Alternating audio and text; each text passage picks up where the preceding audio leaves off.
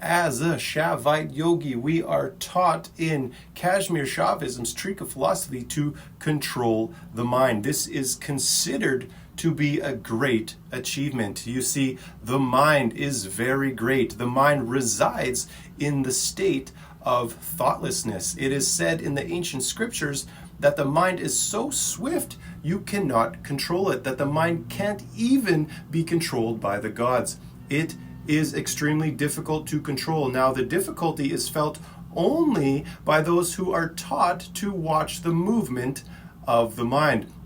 Those who don't watch these movements, they don't find any difficulty in controlling the mind because that strength of awareness just hasn't developed there. You must understand the nature of the mind. The mind is always grasping at everything. It is always moving from one activity to the next, never staying still. The mind is always going on and on. It's always escaping. It escapes when you are not aware. If there will be unawareness for only 1/100th part of a second, and you will see that it has escaped 100 kilometers away from that first thought. So it is very difficult to control the mind.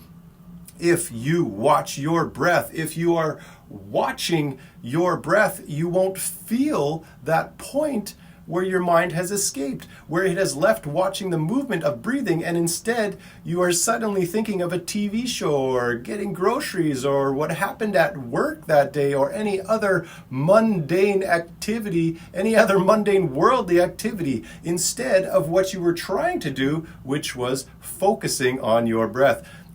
I want you just to try it and see if you can catch that moment when your mind leaves one activity and goes to another.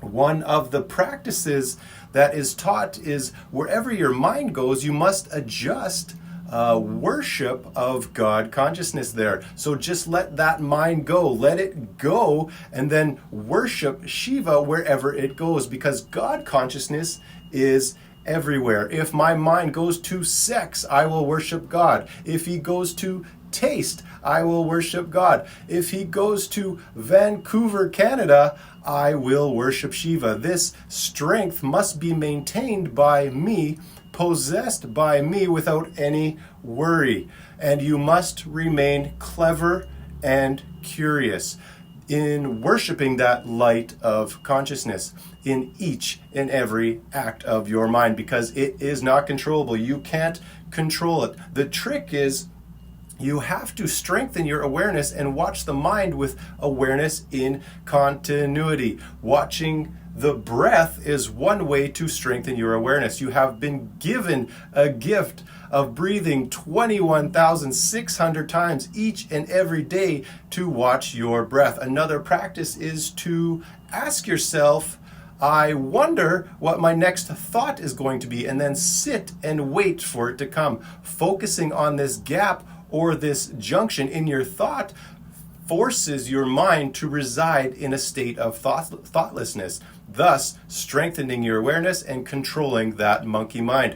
I will ask you, if you can control the movements of the mind, will you have worries? Will you have fears? Will you get angry? Will you have every other thought of limited, differentiated perceptions? No. Will you have the doors and blockages put up that happen when the mind is not controlled? No. By removing these limitations is the greatness of watching your mind.